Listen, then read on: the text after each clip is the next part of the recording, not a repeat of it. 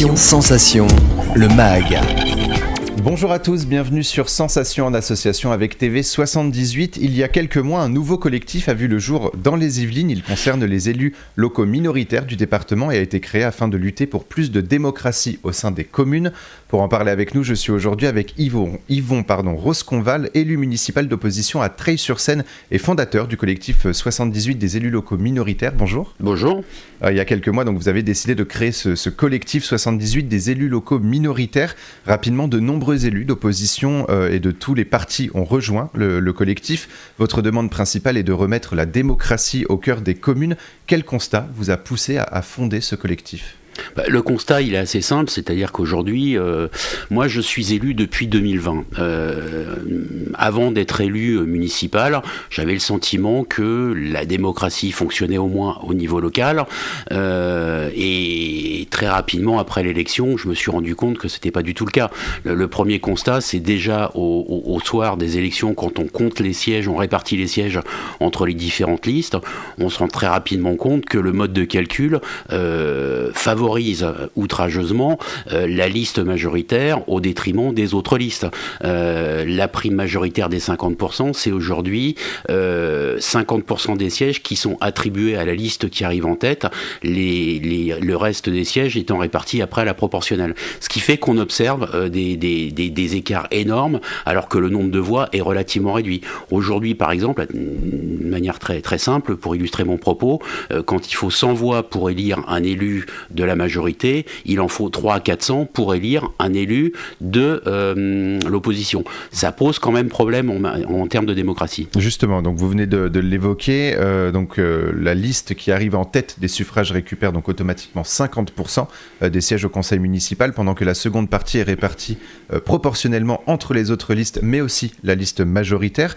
Quels sont vos souhaits justement pour que ce système change ? Le souhait, c'est de réduire en fait cette prime majoritaire. On est bien conscient qu'il faut que la liste qui arrive en tête puisse avoir effectivement les moyens pour fonctionner, pour déployer le projet qu'il a porté en tête des élections. Après, il faut aussi qu'il n'y ait pas de déséquilibre qui soit trop prononcé. Donc l'idée, ce serait de réduire la prime majoritaire de 50% à 25%. Et on a fait des projections, ça fonctionne. Ça veut dire que la liste aura toujours une majorité, enfin celle qui arrivera en tête aura toujours une majorité, donc on ne compromet pas le fonctionnement d'une commune et du conseil municipal. Par contre, on donne plus de moyens à l'opposition pour remplir son rôle. Et aujourd'hui, être élu minoritaire, c'est à la fois être force de proposition, mais également contrôler l'action de l'équipe majoritaire dans la mise en œuvre de son projet. Alors comment vos collègues d'opposition, justement, des autres communes ont pris connaissance de ce collectif ? Le collectif, au départ, en début d'année 2023, j'ai lancé un baromètre de la démocratie locale avec deux autres élus locaux de Seine-et-Marne. On s'est dit qu'il y avait un ressenti qui était exprimé à chaque fois qu'on rencontre un élu minoritaire, un élu local minoritaire. Il nous exprime son malaise, ses difficultés à exister dans un conseil municipal, le sens de son engagement sur lequel il peut être amené à douter. Et donc on s'était dit qu'on allait réaliser un baromètre de la démocratie locale et interviewer tous les élus locaux qui souhaitaient répondre à ce baromètre. Et on a eu 500 réponses. Sur les 500 réponses, on a fait un constat qui était évidemment dégradé, je dirais, de la démocratie locale. Mais au-delà de ça, 27 élus des Yvelines ont répondu au baromètre. Et je me suis dit que ça pouvait être intéressant de prendre contact avec eux, de vérifier si la mise en place d'un collectif pour fédérer les élus d'opposition pouvait avoir du sens pour eux. Et très rapidement, j'ai recueilli une adhésion véritablement. Les élus nous ont remercié de lancer cette initiative. C'est une bouffée d'oxygène pour eux, parce qu'aujourd'hui, ils sont complètement isolés dans leur conseil municipal. Alors, en septembre 2023, vous avez indiqué dans les médias que 83 élus avaient rejoint le collectif. Quelques jours après, on s'est contacté. Vous m'aviez indiqué qu'il y avait, que ça allait rapidement aux 100 élus justement qui rejoignaient le collectif. Est-ce que vous estimez qu'il y a un réel manque d'écoute de l'opposition de la part de la majorité dans les communes yvelinoises et même en France ? Alors, aujourd'hui, on est à 110. 110 et on approche les 50 communes des Yvelines, y compris des petites communes qui nous rejoignent actuellement. Un problème de démocratie dans les Yvelines, si c'était vraiment si c'était limité aux Yvelines, oui. on pourrait s'en satisfaire. Non, le problème il est plus global. Déjà en 2012, un rapport d'un député qui s'appelle Jean-Pierre Girand pointait effectivement les problèmes de dysfonctionnement en termes de démocratie locale. Il mettait même en avant que au niveau national des institutions nationales, la démocratie fonctionne nettement mieux qu'au niveau local. Aujourd'hui, si vous êtes élu d'opposition dans un conseil municipal, vous n'avez pas la possibilité de mettre à l'ordre du jour une question qui pourtant peut vous tenir à cœur, sur lesquels vous souhaiteriez que le conseil municipal soit amené à se prononcer. Ce qui n'est pas le cas à l'Assemblée nationale, par exemple.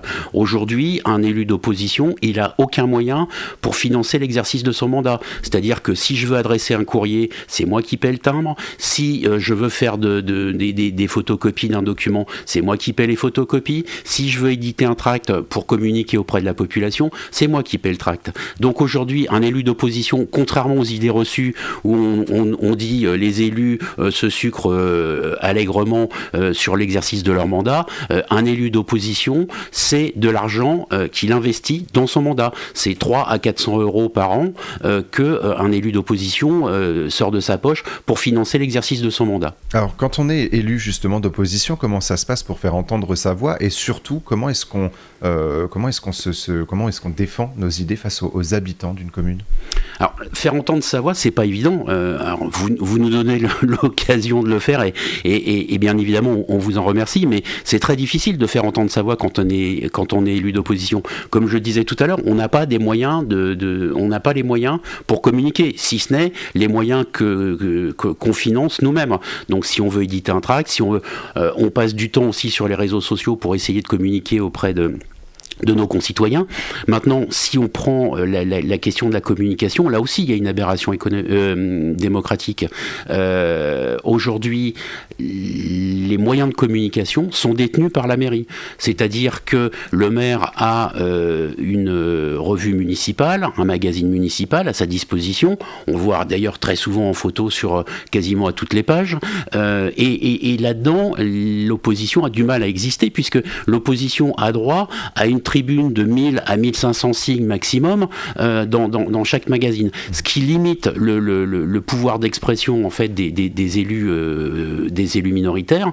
Et malgré que la loi nous donne la possibilité aujourd'hui d'exister aussi sur les réseaux sociaux, de pouvoir communiquer sur les réseaux sociaux de la commune, nombre de maires s'y opposent, malgré que la loi dise le contraire. Et il y a également un effort à faire dans les relations entre les élus d'opposition et la préfecture. Quel est l'état actuel des relations entre les élus municipaux d'opposition et la préfecture ? Alors, je l'évoquais tout à l'heure, l'élu local minoritaire, il est isolé dans son conseil municipal. Il a des difficultés à accéder à l'information, il a des difficultés à communiquer pour les raisons que j'évoquais tout à l'heure. Les difficultés d'accès à l'information, c'est parce que tout bonnement le maire refuse régulièrement de communiquer les éléments d'information.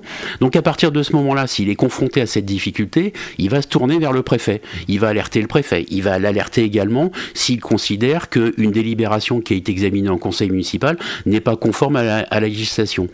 Très souvent, malheureusement, on est confronté à une absence de réponse de la part des autorités préfectorales.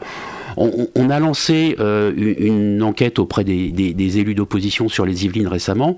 On n'a pas encore l'enquête n'est pas terminée, donc j'ai pas tous les éléments, mais on peut dire au bas mot que 50 à 60% des courriers qui sont adressés au préfet par des élus de la République, parce que nous sommes aussi des élus de la République, qui serait bon de temps en temps que le préfet s'en souvienne, et ben ces courriers restent sans réponse. C'est inacceptable, c'est inadmissible.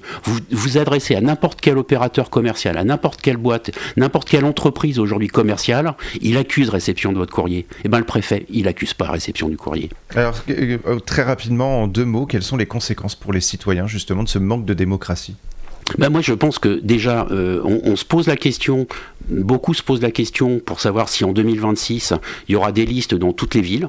Je pense que quand on regarde un citoyen aujourd'hui qui veut s'engager en politique, s'il regarde en vidéo le déroulement du conseil municipal de sa ville, dans 90% des cas, ça lui donne pas envie de s'engager. Donc on a un vrai problème aujourd'hui d'engagement dans la vie politique locale, et si on n'est pas capable de rebooster la démocratie locale, on aura encore plus de difficultés à faire en sorte que les citoyens aient envie de s'engager demain. Et on pourra en discuter dans une prochaine édition. Merci beaucoup Yvon Rosconval d'avoir été avec nous sur Sensation. Pour plus d'informations, on peut se rendre sur le site collectif78elm.fr, et pour revoir ou réécouter cette émission, rendez-vous sur notre site et notre application Radio Sensation.